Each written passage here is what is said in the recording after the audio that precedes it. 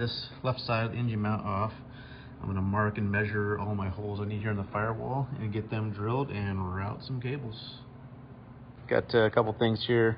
Got a new heat box from Dakota Cub that'll be going in. I didn't come with the back plate, so I was a little surprised with that. So I got that on order. That'll be here soon for the inside of the firewall mount for that piece. Got the SEC paperwork for the Steve's gasculator, and then just I was getting some stuff from Dakota Cub. Got some of the rub blocks for the control elevator trim and indicator wire that goes to the tail. A lot of times you can make these. This is a really easy owner produced part out of this phenolic block, but since I was getting some stuff from them anyway, they make some nice stuff. So both the rear and the front one there. So the goal is going to be to get that gasculator mounted, and then the AN fitting there mounted in the right angle, so we can get this feed hose coming off of the Cub Crafters fuel STC, and that will feed the gasculator, and then from there into the engine. The only thing with the gasculator, when you get it from Steve's, it doesn't come with any of the fittings. So if you are going to run a primer, you're going to have to get the AN fittings up top. You either need to retain your old fittings from your project for the going into the cabin, and then get some AN fittings going to the carb, and then it does not come with a drain or strainer, quick drain. So you got to order that as well. That's my only complaint with the Steve stuff. It's really nice. Comes apart just with a twist. All right, welcome back to Murder Cub Project. So what we're doing today is we're going to swing the engine out here. We're going to mark where I want all my holes in the firewall for all my engine instruments, control cables, carb heat, and the cabin heat. Any other miscellaneous things are coming through the wall, and I'm going to mark those. So a lot of times you can get a firewall that's already pre-drilled. The problem with that is they're going to probably have more holes drilled than you need nowadays, especially if you're running sort of digital instrument and not mechanical pack or any wet gauges. So I prefer just getting a blank one that's just got the mounting holes through the engine mount, and then you can cut your own holes for anything you need to come through.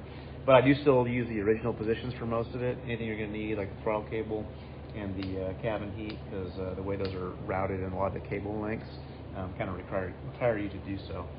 So one important thing with the project, I always have an iPad that kind of documenting all the progress, so I know exactly where I want to drill these holes for the most part. So I'm going to eyeball them and then also adjust a little bit based on what I've done custom with this project. So I'll show you how the engine swings out here. So I've got this drift to the top, it's holding it for the security there, so it's not stretching anything. And this engine will swing out, and it'll support itself on that engine mount for any sort of maintenance you need to do. And the Cubs were built this way for kind of ease of maintenance to get it stuffed at the rear of the engine for how close it is to the firewall. So as long as it's mounted like this, you can get in here, and that's what I'm going to do. So I'm going to go ahead and let you go for a second. I'm going to mark these holes since I can't really do it with one hand, and show you what I got.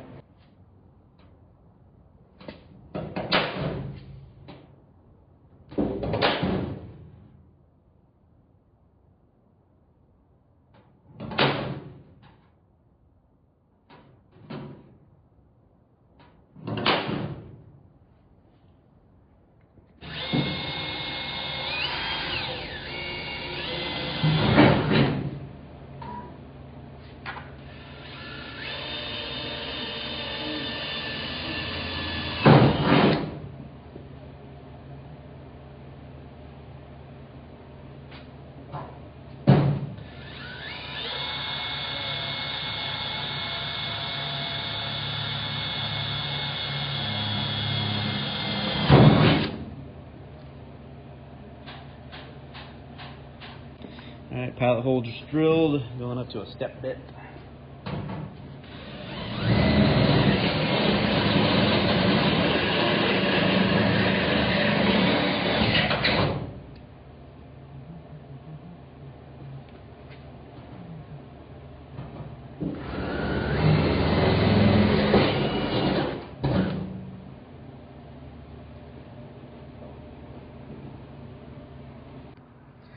Alright, got the Bulkum run. We got our carb heat coming through. We got the new throttle cable coming through. We got the wires coming through, rubber grommet there. I have to pull those back in just a little bit, so I've already got my trunk split right there for the EGT cylinder head wires. And on this side, I'm gonna kind of just zip tied in place right now. Just gonna start getting stuff hung.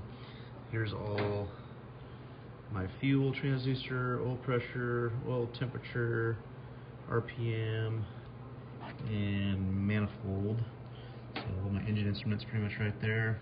And then I just need to run the mixture cable out, mount that gasculator, and the cab heat box, and then we're pretty much done with the firewall. I got some special washers for the little kind of center mount secure nuts there on the fuselage to the firewall. Probably some like 1 inch and have a really small inner diameter there. I've got some somewhere from the last project. Also, while I was in here, I mounted the voltage regulator for the alternator system that's going on it. So that fit nice. And I'm trying to possibly rethink moving. No, I think I like where that's at. So this is looking good.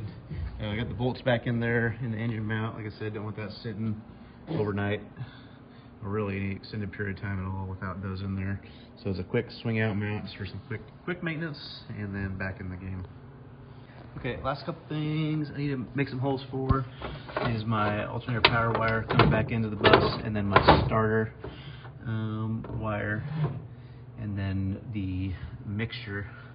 I do have the cabin heat and carb heat set, so those are ready to go. And I got the throttle cable installed.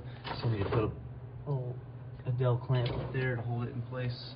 And once again, the quick in and out of the G3X helps get behind the dash to do some work. So that's going to continue to, I think, pay dividends as the project goes along and reduce the time spent on your back and the floor of the Cub. Alright, so that's it for tonight. So we got a good bit of the firewall plumbing and holes punched in there. We got a few more to clean up. After that, we'll start connecting the wires, shoring everything up, getting everything secured, and then really after that, I can start rigging everything and kind of finalizing this firewall forward of it. Once that's done, I'm moving on to the cowl, so I'll have to paint the cowl and finish final fitment on that. That's the Cub Crafter's 108 horsepower conversion cowl. So it's fiberglass. It comes pretty much pre-drilled. Everything's kind of ready to go, but there's some custom fitment, you know, for every plane. So that's what we'll be doing next. And then I need to find all the little brackets and all the little parts to kind of shore up all these cables and get them so I can get them all rigged and set right. So that, hope you enjoyed the short video. We'll get back. The weather's been decent here, so I'm thinking I'm going to do a video on the paint booth trailer in the next couple days before I put that away. So I'm probably going to put the wings back in it and store it in the driveway so I can get a little more space in here and keep this thing going. And once this thing's ready to go, it'll go to the airport, we'll make space, and then we'll start doing some fabric work on the Dakota Cub wings.